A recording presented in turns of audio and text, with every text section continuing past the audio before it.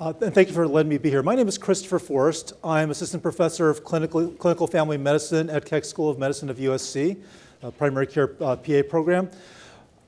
When I first got there about 7 years ago, one of the first duties they gave me, they said, hey, we need a chair of the Student Progress Committee. We'd like to volunteer you. I had no idea what I was getting into.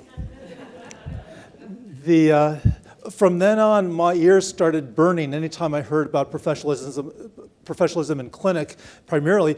Students got in trouble because the preceptors would say they were disrespectful. What happened? Well, they had their legs extended, and then I had to climb over them to get to the patient, or vice versa. I'm talking to the patient, they climbed over me to get out. Just little things. And sometimes, and then in the didactic phase, it's what are they wearing?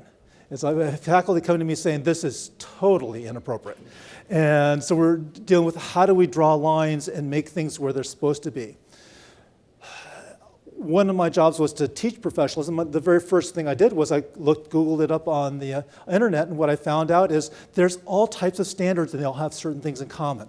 And when you look at medical ethics and you look at professionalism, you'll find wonderful tools online. So I'm going to give you some of those that you can use as standards for didactic teaching, but it has to go beyond that because what they hear in a lecture just goes right over their head, and they have to really learn more from practice as well. And one of the most effective things that I found is stories. And one of the things I did is I went to the Board of Medical Quality Assurance website, found all the PAs that gotten in trouble for the last 10 to 20 years, and downloaded all the information on them. And I found out that just with a little press of a button, all the legal briefs were available in full detail. Some of them read better than any soap opera you can see in daytime. Oh, no, I'm not kidding about that. It's a little too steamy to even let the students read. So what I ended up doing was I said, I can use these as examples. So I would start pulling these out and categorizing them and putting them in areas where I'd be able to show the students, this is an example of what happened. And their jaws would drop and they'd go, really? They got in trouble for that? And then they started realizing that somebody says, and I would tell them at the very beginning, that at this point you are a professional. Your professionalism basically began the day that you first stepped on campus as a student. You're now a professional. Everything that you do is public record. Your license address is public record. They know where you live, they know where you work. The public has the right to know everything about you if you're going to be caring for them and their children. So with that type of background, I wanted to go into talking a little bit about what this talk is aimed at. And let's make sure we've got this here. And that is, we're going to review very briefly the principles of ethical behavior, very basics, categorize elements of professionalism and practice, demonstrate how the behavior impacts practice, and I think that's more of what we're going to be talking about, but utilizing these real-life examples and summarizing some of the principles from these, dealing with areas such as professional misconduct, gross negligence, a number of categories like that, and then how to incorporate some of those standards in our curriculum. And unfortunately, we'll not be going in a lot of depth with that. I was saying earlier that this would make a great 3-hour workshop. We'll begin with a sort of an introduction today. So we're going to talk about these areas here. Okay, so teaching fundamental principles of professionalism and ethics. John Gregory was an 18th century Scottish physician, and he wrote the first book on medical ethics, and he came up with these 4 categories. Now, we all know what integrity is. We all would hope that we were people of integrity. Compassion is really clear, but when the students see self-effacement, they start scratching their head and they're going, what's self-effacement? And self-effacement is basically defined as humility or modesty. It's allowing someone else basically to be the center of attention, not ourselves. And for students that are straight out of college, that's sometimes a difficult concept to put into practice. And self-sacrifice, right now it's easy for them to say to students, oh yes, I'm willing to self-sacrifice, but once you start putting it on the line, it becomes more difficult than it originally sounds when you're talking about it. Professionalism, the American Board of Internal Medicine has these qualities. Altruism is at the top of the list. It's, above all, work in the interest of the patient. The patient's interest is above our own. And if you follow that principle, most of the other things fall in place. But we're accountable for our actions. We're accountable for taking proper care of the patient. And we need to be the best at what we do. And part of the PA school for students is learning that. And part of that is the little unspoken lesson, which is lifelong learning. And that's often sort of overlooked. They need to develop the principles now of reading journals, of being aware of things, and building in the habits of lifelong learning. And that's what we try to teach them in school. And we'll even put that in professionalism talks, but it's really not out until out in practice that hits home. Being truthful and fair in all that you do, that's the part of the honor and integrity, and having respect for the preceptors, having respect for fellow students, for faculty. These are all essentials. Another tool that you can use if you want to look it up is the Josephson Institute of Ethics came out with a multi-page document on promoting ethics and principles of ethics, and they categorized them in these categories. And I'm not going to belabor this. I'm just going to say this is in the handout. You're welcome to look at this. You're welcome to use this as a resource. But this will go into full detail if you want to be able to have a workshop with your students or go into the different areas. You can break them into groups and have them report back as to what type of things fall in each of these categories. And then you can show them later on, this is what the definitions include. And some of these are rather surprising, including citizenship. They wouldn't have considered that before. Okay. The American Association of Medical College, AAMC, came out with this diagram to show what they are. And if you take a look at it, these principles are almost the same as what you see in the other one. So you can use any of these tools that you would like to. But this is a good focus for discussion. And once again, making sure that all these areas of the STAR are covered so the students realize that these are all areas that need to be done. But the saying that I love the most when it comes to talking about integrity, trustworthiness, honesty, and fairness is this one. Okay? Character is who you are when no one is watching. Okay? And these are I use quotes, I use photographs, I use anything that I can to get the message across to students. You can have short video clips. It really doesn't matter. But you want to come across with this message to them that it doesn't matter what everyone sees. You need to know in yourself that this is who you are. The next principle is that whatever your attitude is, it gets translated to behavior. Okay? What you're thinking inside will automatically come out. You can't help it. So if you're thinking fairly, that's going to be happening. If there's a negative side of it, it'll come out as well. But the attitudes affect behaviors, and behaviors have consequences. All behaviors have consequences. Positive behaviors have positive consequences. Negative behaviors have negative consequences. It may not happen right away, but it's going to happen. And there's a price for everything. And the students need to understand that. Beauty of it is that attitudes affect behavior, and behavior is measurable. We can see that. We can see that in reports from clinical preceptors. It comes out. It comes out in natural comments. The patient knew the material, however, and was characteristically late when they came in every time. One student was told to be there at 7:30 in the morning, actually no, 7 o'clock in the morning. The preceptor gets there at 7:30, and the patient started at 8. So why do I have to be there at 7 o'clock? I know he said 7 o'clock, but he doesn't get here at 7:30. I'll just show up at 7:30. Preceptor was really upset because he had assignments waiting for her to do so that when he was there at 7:30, she'd be ready to be able to do things with him. And her opinion was, well, I don't care if he asked me, he doesn't get here at 7:30. Those are messages and things that you just can't. Some students are just going to make these mistakes, and you have to guide them through it, shepherd them along. But behavior is measurable, and all the actions have consequences, positive and negative. Consequences to students are learning contracts, being put on probation, job offers, positive ones. They behave really well, and they know their stuff. They're going to have some of their preceptors saying, do you want a job when you're out of here? Don't forget us. Make sure you apply back over here. We may have an opening when you're graduating. Consequences for graduates are license suspension.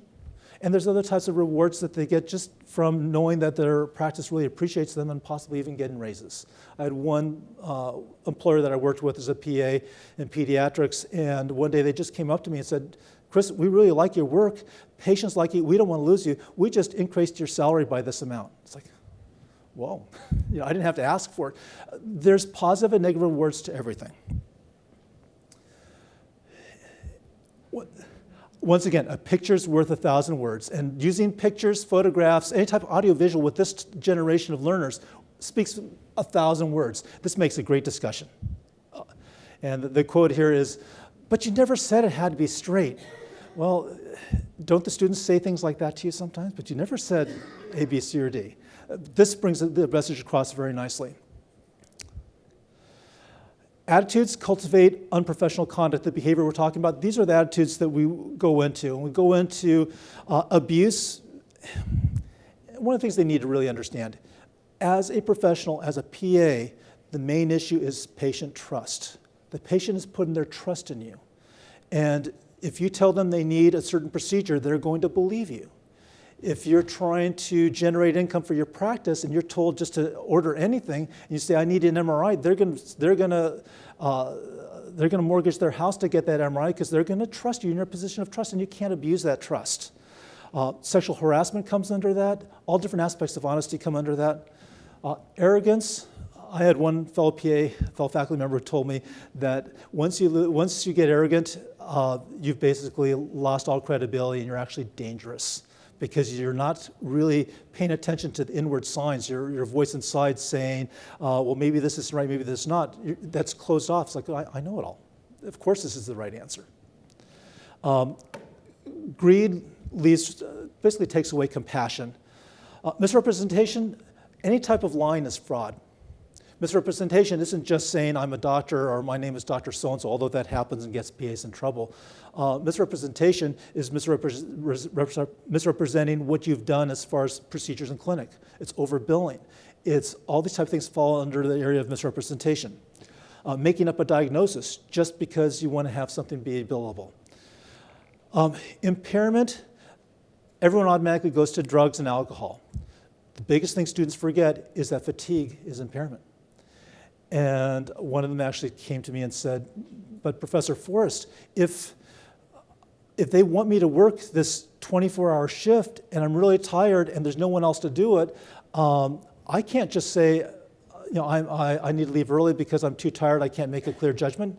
They're paying me to do this. And my answer to that is then find another job or tell them to find a replacement for you, because if you're impaired, you're responsible for caring for that patient. You don't want to make an error. They need to find someone to replace you. And either they do that or you look for someplace else, but you cannot practice impaired. And that's a difficult thing for them to understand. With the values in our society, that's a difficult thing to comprehend. Lack of conscientiousness. Oh, you'll love this one. How many of you have taught students how to write SOAP notes? How many of you have been clinical coordinators or program directors and have heard from students, but the MD doesn't write that much stuff. They only write 3 lines. How come I have to write everything, right? Okay. When they realize, and you show them stories about how PAs have been put on probation or had licenses pulled or anything of the sort because of lack of conscientiousness, then they start perking up. And lack of conscientiousness means they've billed for services done, there's procedures done, but there isn't any rationale for it. They don't have a diagnosis to substantiate, or they have a diagnosis, but there isn't a history or physical to go with it. At the end of the visit, the patient said, listen, can I have some Ambien? I'm having difficulty sleeping. So they gave them the prescription for Ambien. There's nothing on there that says that anything other than a sore throat. Okay? So it looks like they gave them Ambien for a sore throat. Everything on the physical is sore throat. Nowhere in the history does it say anything about sleeping disorders. If someone comes in and monitors that chart, what are they going to think about the prescription for Ambien? Those type of stories bring things home to the students and then give them more of a rationale for completing their SOAP notes and making sure they have everything backed up. And then conflict of interest goes into a whole area that can be, once again, another topic in and of itself. So what I would say is focus on the positive. Developing character and professionalism is what I try to focus on for the students. And most of that is the whole issue of altruism. It involves committing themselves to the highest standard. One student said, well, I'm just saying this because I just want a grade that's good enough to get by. What? Is that the attitude you want out of a provider when you go to a clinic? Oh, I'll just give you the minimum thing because this is all I need to do for today. No, you want someone who's going to say, I want to check everything. I want to make sure you don't have something more serious. So high standards in medical care, welfare for all patients, and on a general area, just maintaining the welfare of people, of patients on a large basis. One tool that we always use is our student handbook. And these are the topics we have in ours at USC, but all of you have similar topics in your student handbook. We have ours published online, available on Blackboard. Students can look at it anytime they want to. How many of you really believe that the students have read their student handbook? Yeah, that's kind of what I thought. You know, I've asked them the same thing, and it's pretty much the situation. All these are things that we're talking about. I think a lot of times we focus on attire as students, but all these things are important. So don't be afraid to use that as a tool. When teaching ethics, these are the basic principles of ethics that I put on one slide. And I have the definitions here just more for your own personal use so that you can have a summary to talk to the students about. It's nice to see that autonomy reinforces the whole idea that the patient has the right to choose, the right to say yes, the right to say no, and you have to preserve that. And you can go through each of these things, you know, non maleficence, prima non nocere, above all, do no harm. All these areas are things that need to be taught to the students, and they make a full 1 or 2 hour lecture without a problem. These are things that they need to understand about. But the duty to tell the truth and veracity is one that they need to build that habit while a student. They cannot lie about anything. They cannot start going into the gray area and saying, well, this is a white lie, I'm just going to do this. They need to train themselves out of that because there's no room for that when they're out in practice. Values that drive ethical behavior. Once again, this is part of the area of ethics, and you can go into this in full detail on your own. I wanted to give these to you as tools and reminders of these are areas that need to be discussed with the students. The biggest point when talking about ethics is this. You have ethics here, and you have legality on the other side, and there's a huge overlap. Quite often, what's legal is something that's ethical, but they're not always equal. And that's a huge lesson for the students to learn. That they're not the same, that often they help define each other, but not necessarily. You can breach ethics and still be legal. You can breach the law and still be ethical. There's different ways to do it, and it's all, some of it's black and white and some of it's very gray. But these are areas they need to learn about. The whole area of medical malpractice and medical negligence falls right there, and they need to be clear that a lot of that is black and white, and there isn't room for their own personal opinion in some of that. So teaching legal principles, the core is that medical providers are held to higher standard. And I tell them from the day they enter the program, they're working at a higher standard. Our student handbook is written in such a way that their behavior is held to a higher standard in the student handbook than students that are at the main university. We're expecting them to be on time. We're expecting them things that are not norms from a lot of students. All their behavior should be ethical.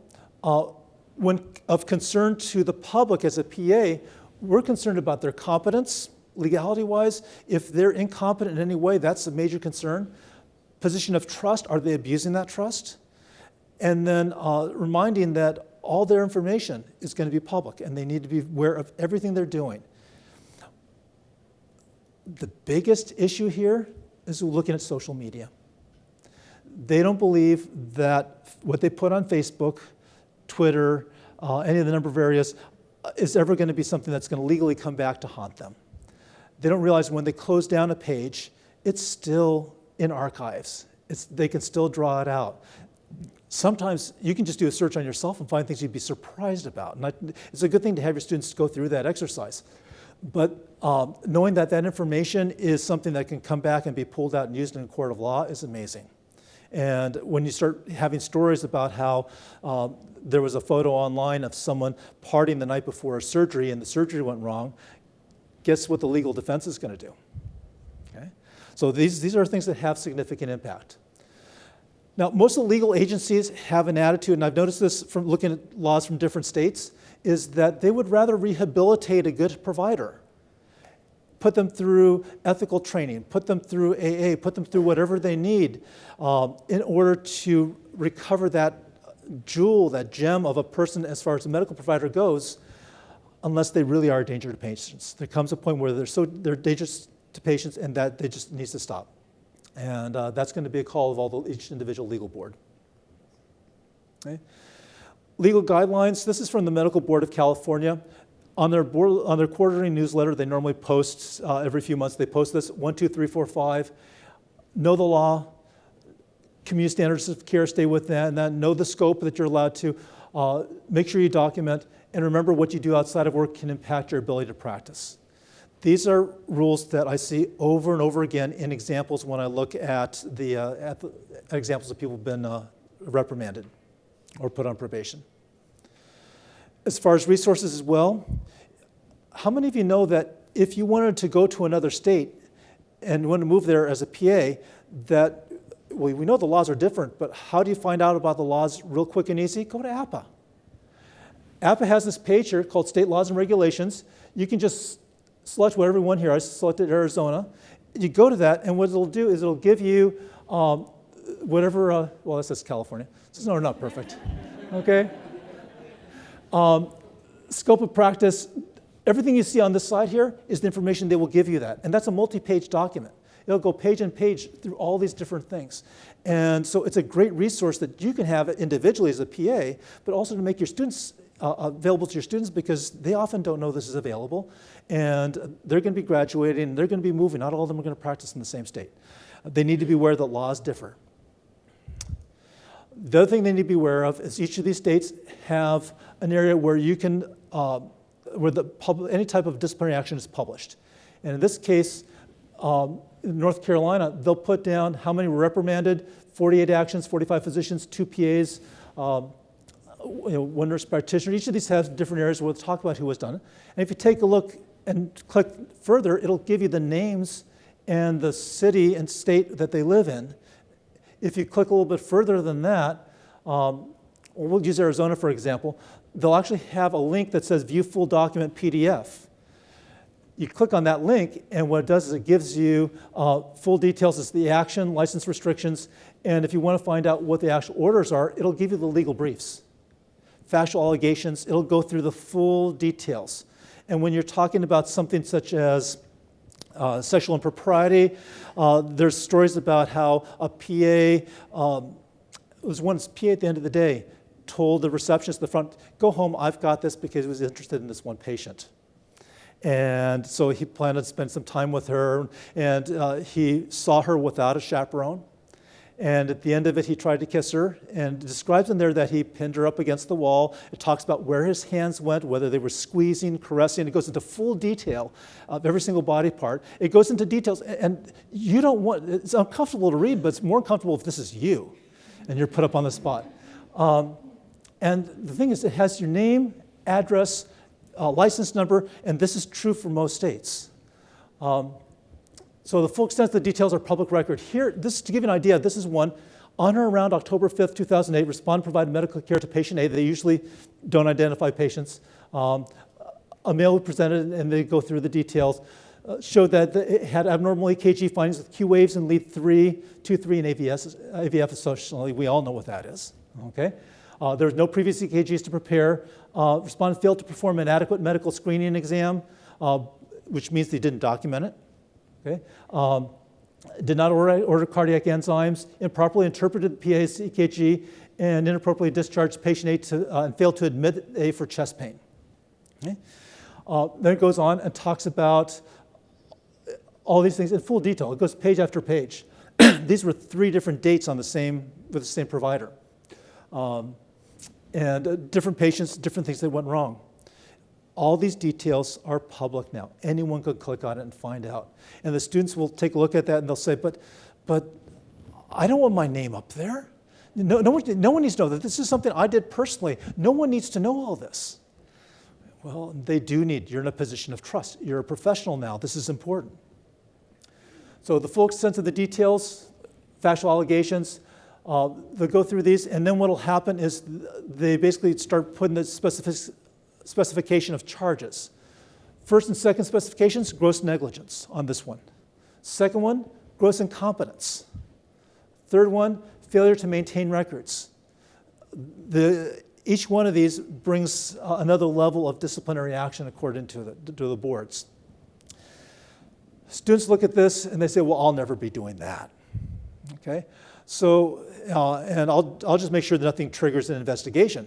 So the question goes, okay, well, what's going to trigger the investigation? Let's take a look at that. What type of things do people get involved with? Incompetence and negligence in California, just for the last 3 months there, was 39 cases. Criminal cases were 29. Unprofessional conduct. Sexual misconduct is not as common as you would think. Drug-related fraud. But quite frankly, DUI is normally at the very top of the list of things that do that. That comes under criminal charges. Once they've had a crime, it gets reported to them, and that comes in as a criminal charge. Misdemeanors in the state of California, all misdemeanors need to be reported, and that's true for a lot of states. If they see something like a wet reckless, they want that reported. And the students will go, well, but that's not a DUI. Well, it may have been. Okay? In a lot of cases, DUIs, they'll negotiate for a lower charge in order to avoid problems, but the disciplinary boards know that. And so they're aware of that, and they want all that looked at, and they're going to go take a further look and make sure that it wasn't really a DUI, and there really wasn't a problem with alcohol. And so if students think they're going to get out of it by negotiating for a lower thing, a lot of the legal agencies know that, and they're going to follow through a little more carefully. So I like to use these clinical cases. They work really well, and especially when the students see, there's the name. Okay? Oh my God, there's the name.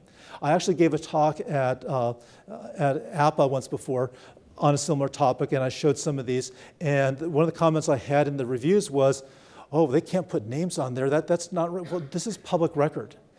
It's public record. And I even talked to the people on the board at California, and they said, no, you're not putting them, you're not saying anything bad about it. This is just public record. As a student, they need to know their name will be up there, their city, their PA license number. It'll tell what the decision was, and it'll go into full details. In this case, it's under the influence of drugs or alcohol during the care and treatment of how many patients? 1. Now, there may have been a lot more. All they need is 1. That's enough to make the charge. That's enough to give all the disciplinary action. Self-administered controlled substance, revoked, stayed, placed on 3 years probation. That was difficult for me to understand at the beginning, and I explained to students. It's essentially revoked, but temporarily. They're going to put you on probation, see how everything happens, to see if they're going to complete the revocation.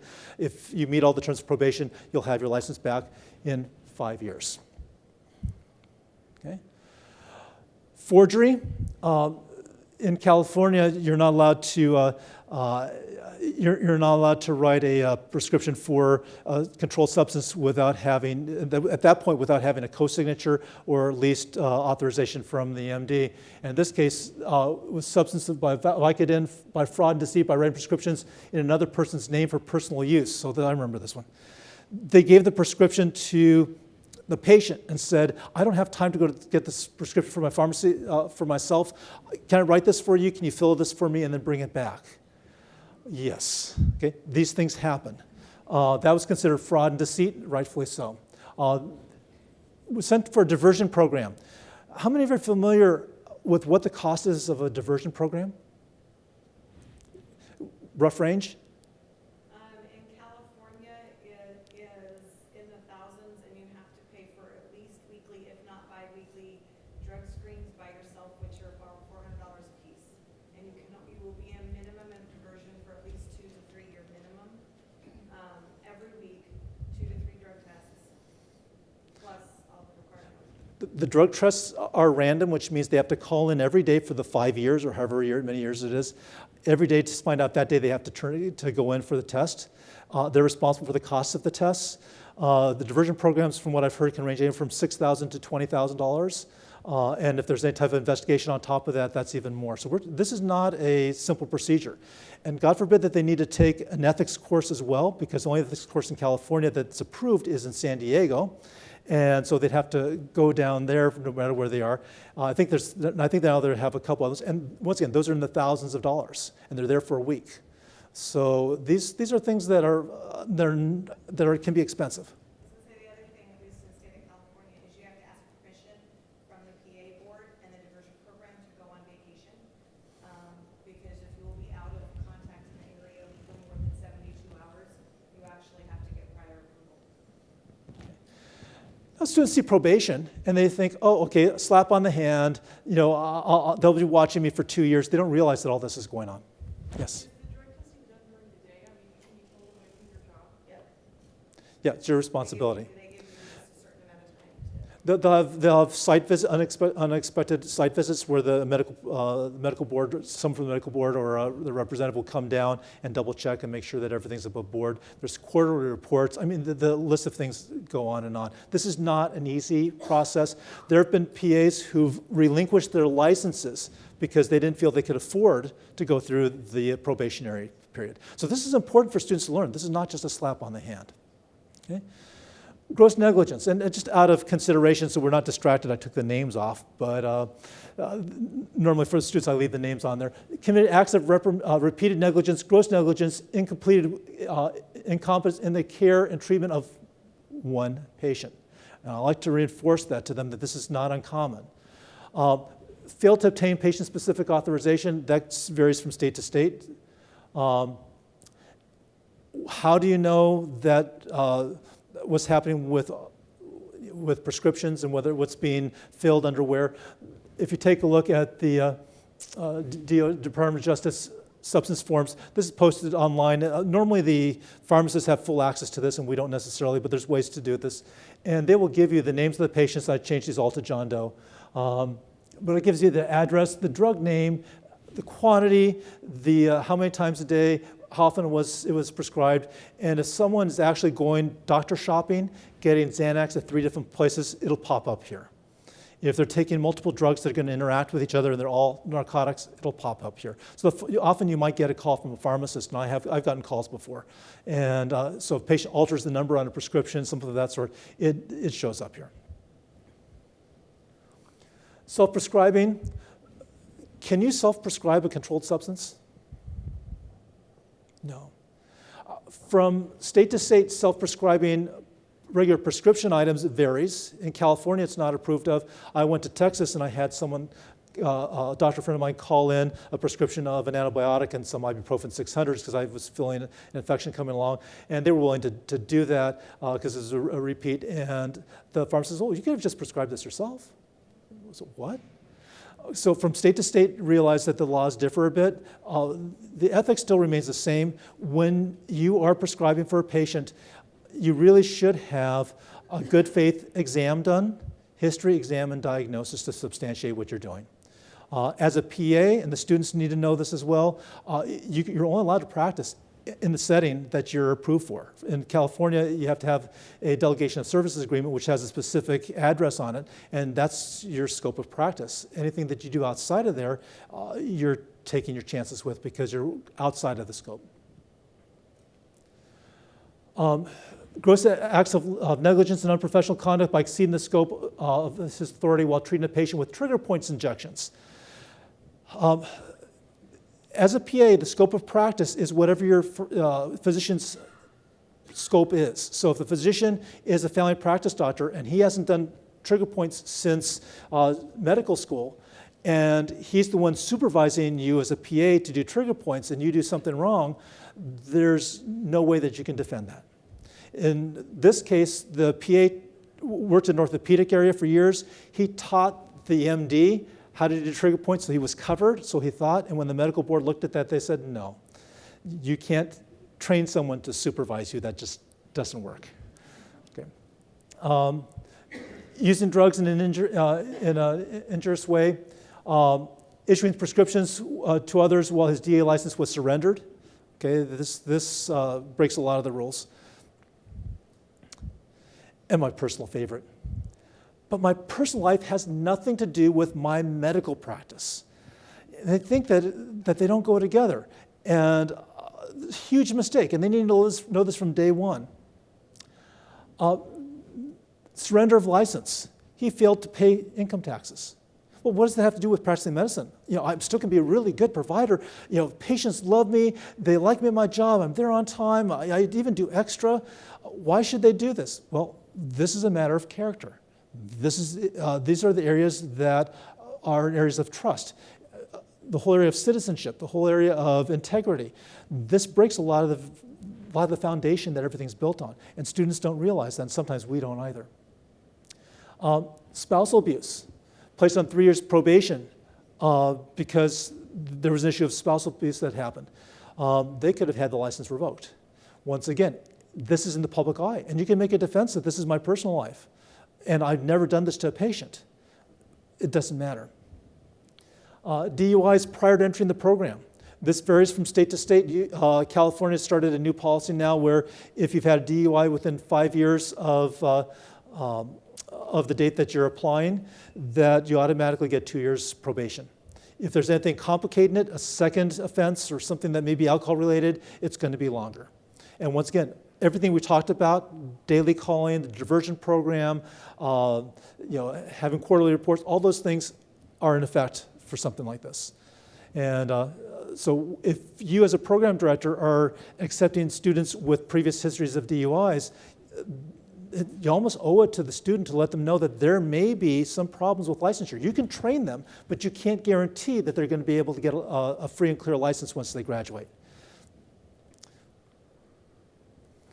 DUI conviction unrelated to practice. Once again, this is the same thing the students will be saying, but it doesn't have anything to do with practice. Well, the state board's considered it having everything to do with your integrity and your character and a position of trust. So on all these, revoked, stayed, placed on 5 years probation. On the convictions prior to entering the program in California, these are all the areas, and you'll have this on your handout. It'll just show you, there's normally about 20 points that they have. It actually can, I believe that this continues on the next page. No. I changed it all on one page. All these areas here, you must obey all the laws. If you have another crime, it puts you in jeopardy of breaking your probation. Quarterly reports, periodic reviews, unannounced site visits. It goes into quite a bit of detail. This was a misdemeanor 8 years prior, sexual battery. Limited to third-party chaperone, not having a third-party chaperone while examining female patients. This was a patient who was, let's see, I'm trying to remember correctly. This was inappropriate touching of an 18-year-old who was a female student athlete while he was an athletic trainer. So this happened before a PA license. He had that conviction. So as soon as he got his license and they did the investigation, they found that, automatically put on probation. Not sure whether you can trust this person. It deviates from that. Violation of probation. Second DUI, they can revoke the license. That's a violation of probation. Possession of controlled substances. These things happen. And discipline in Washington while abusing controlled substances, convicted of a felony for possession of controlled substance, felony conviction of possession of methamphetamine. It doesn't matter what it is. If it's a crime, license gets revoked. Let's see here. That's revoked. Forgery. This PA forged a driver's license. Now, what may have happened is it may have been that in college he had one of these forged licenses that were for getting alcohol, and he just sort of had that on him. I don't know all the details. Sometimes there's innocent things, but this is revoked. I mean, it's not legal. It's not something that they're willing to tolerate. Sexual misconduct. Sexually assaulted 2 female patients, licenses revoked. The first case that was a patient that was admitted to the hospital for a pyelonephritis and a left ulcer of the left foot, and the PA said that he needed to do a pelvic exam. Okay? And in there it describes how he inserted 2 fingers into the vagina, examined the clitoris for sensations, said, do you feel this? You know, there's been other PAs that actually have said, quote unquote, I really shouldn't be doing this. And that got onto the legal briefs. There's been another place where it says they saw patients without a chaperone. There's no situation that a PA should see any type of sensitive areas of a female's body without a chaperone. And that needs to be put right across the board. Their license is in danger. Revoked. By the way, in California, if a PA dates a patient or has a sexual intercourse with a patient, actually I should say sexual intercourse with a patient, that's automatic license revoking. And it's not true for all states, but you automatically lose your license. There's no, do not pass go, do not collect $200. It's just, this is what happens. There's very little patience in society for someone that's going to abuse a position of trust. Honesty issues. Okay. There's a number of different things that happen, and these are true stories. In this case, this person was hired as a PA, provided the license with an expired date, okay, and then tampered with it to make it look like it was current. Okay. They sort of figured that out. As soon as credentialing went in and did their search, they said, oh, no, this is not right. So instead of just dismissing her, they said you need to present receipt of payment, figuring it's just probably recently lapsed. Show us that you've at least paid for your renewal. And so she made that receipt up as well. And she ended up getting caught, so she wrote a check which bounced. This was just a series of a number of different things. The license basically had expired, and she was in a bad situation, and its license was revoked. Once they saw a pattern of lying, that's it. There was no possibility of probation. Non-disclosure for convictions. This doesn't matter if it's shoplifting as a teenager. It really doesn't matter what it is. The point is when students apply for licensure, they need to be upfront with everything that was a breach of the law. The boards want to know that. Failed to disclose conviction of shoplifting on the application for licensure. Placed on 1-year probation for failing to disclose this. And PAs, students will say, but it wasn't that big of a deal, and that was a long time ago, I was just a kid, so I don't need to disclose that. Well, that's not your choice. Okay? On the bottom it says, I swear that everything I've said above is true. You're held to that. Failure to disclose for licensure a 2003 conviction. Licensure in Arizona, conviction of driving while intoxicated. They figured, well, that was in another state, so they'll never know. Okay? Placed on probation, 5 years for that one. False statements on applications, unprofessional conduct, dishonesty. Anything that's a false statement on there, it goes to probation, and students need to know that. And some of these are innocent things or seemingly innocent, and it gets them in trouble just for lying. As a practicing PA, false Medi-Cal claims. It doesn't matter that in California, and once again, similar in a lot of states, we're responsible for what gets billed. If the billing department's doing false billing, if you just hand them a blank bill and say, you just go ahead and take a look at it and bill for the services, or if the billing office is upgrading what you're putting down, you're responsible for that. That's your responsibility. It's one that the students don't always see. Recovery costs on this was $3,000, not to mention the amount that would be paid back to Medicaid for false billing, and if that's considered a crime, at that point, the loss of licensure. Okay. Medicare fraud, there was no admissions charged, okay, but the conviction, there's a conviction of making false and fraudulent statements related to Medicare investigation.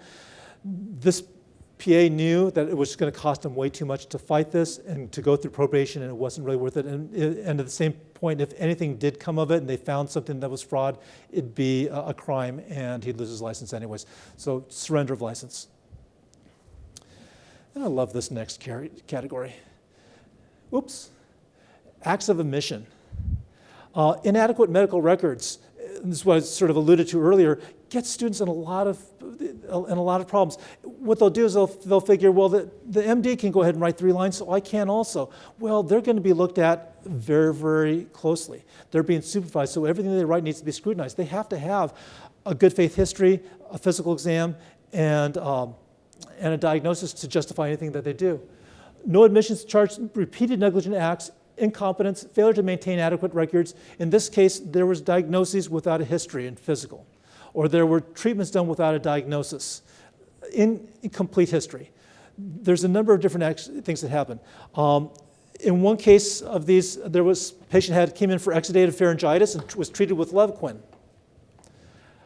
No one is going to consider Levaquin first-line treatment for acute pharyngitis.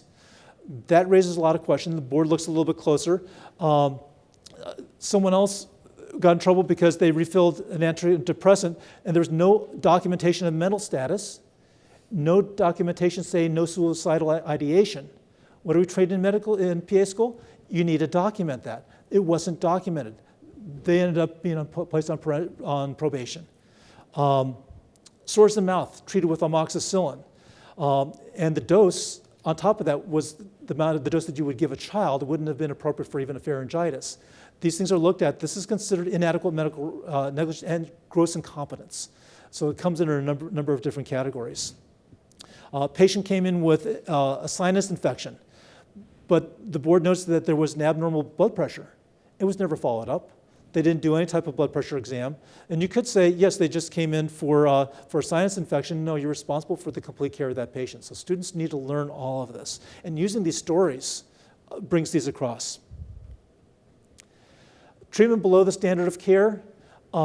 Gross negligence by prescribing an exceedingly high dose of medication for treatment. It was an innocent mistake. They thought they were writing for the right dose, and there was really, instead of 5 milligrams, they put 50 milligrams. The patient almost died. I mean, these are things that, that are significant.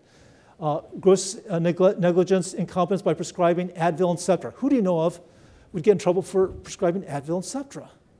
Okay, read the next line. Patient failed to ask whether the patient was on Coumadin or Warfarin. Okay, what do you think that did to their Coumadin levels? Okay, this is one of those situations where the defense goes, well, they didn't tell me. Well, did you ask? And did you get a full history? Well, no, I just took the history on this. Well, you need to be more thorough than that. So these are areas. This one qualified for a public letter of reprimand rather than probation, but I can guarantee you they're under the microscope for quite a while now. Repeated negligent acts. This negligent acts comes over and over again, and usually it's from poor documentation. State-to-state parity. Quite often when something happens in another state, all the other states find out about it. So students need to know that it's, they have no room for just trying to hide anything. And then completion of probation. Convicted of forgery and altering a narcotic prescription, probationary license issued, and then what you'll find is they violated their probation, and as a result of the probation, they give them all types of diversion committees, all types of things as a result of that, and often they just surrender their license because of the cost to it. Violation of probation, revoked surrender of license. That's pretty much the two biggest options. Last section. Very briefly, incorporating professionalism into the curriculum. We incorporate it in all these areas in our program. We have it in behavioral sciences. Clinical skills talks about patient interaction skills, what's appropriate to do, what's not appropriate in clinic. Clerkship evaluations have professionalism as a component, and we read all of the comments that are placed on there by the preceptors. The student handbook addresses it. Student progress committee watches all the behavior and tries to catch them early before they develop into anything more extensive. And emphasizing positive values, just telling the students, we're not here to discipline you. We want to make sure that you're a good provider when you get out there. So we want to build the right habits within you, and this is what we're trying to do. So Jim Ball, who's a public speaker, said that individuals become professionals because of a lifetime dedication and commitment to higher standards. And this is what we try to build in our students. The impact of unprofessional conduct, they need to know that not only does it affect their license, and there's all types of information on that, and I'm not going to go into legal language, but it affects their certification NCCPA. NCCPA takes a look at that. If their license has been withdrawn, their certification is withdrawn. NCCPA has a number of different levels of sanction depending on what the offense is. And if you take a look at what they've done, depending on what the category is, NCCPA has, out of 87 cases, this is a few years ago, certification revoked in about 23. It's not uncommon to revoke recertification. But NCCPA has a code of conduct. Students need to know that that's available. And impact to APA is APA will actually automatically revoke their membership if they've got a revoked license. And they publish these, NAPA News, NAPA Newsletter. Students need to know that it affects all of these things. So when teaching students professional values, they need to study the ethics, law, stories. All that we covered is all important for them. And I leave them with these teaching points. And these are not mine, but these are legal principles. These are the five that we talked about earlier from the state of California. And then I tell them the standards begin now. And upon completion of training, this is from the NCCPA, enforcing code of conduct. If you take a look at these, make these available to your students, These are huge. These will keep them safe. There's 10 of them. They're in your outline. With that, these are as many resources as I can give you in a 1 hour period. So for this, I open up to questions and discussion.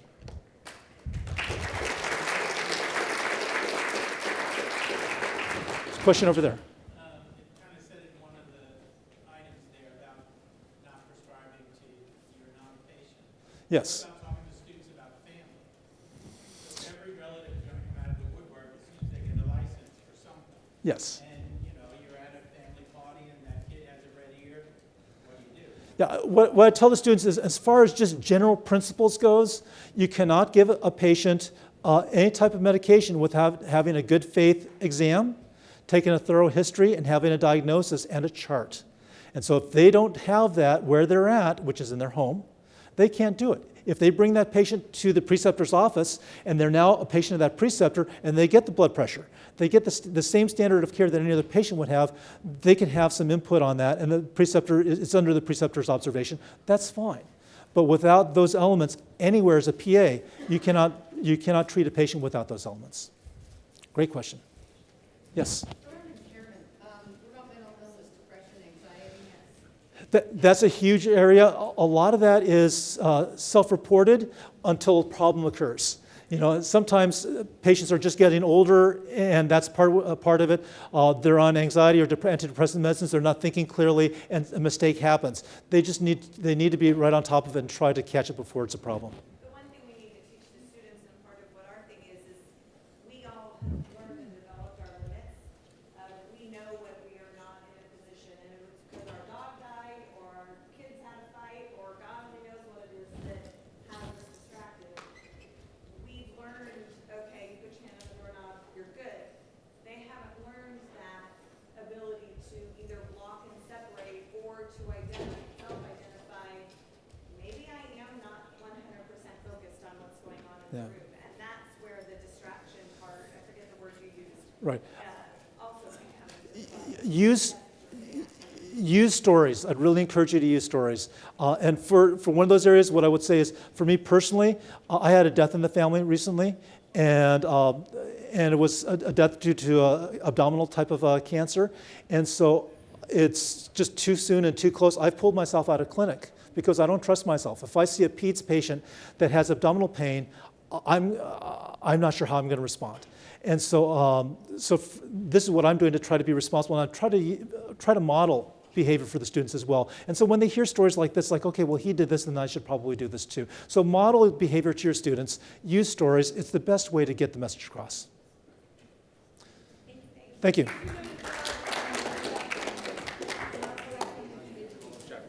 Thank you. Yes, sir. Wonderful presentation. Thank you. My name is Pepe Barseca from Drexel PA program. I've been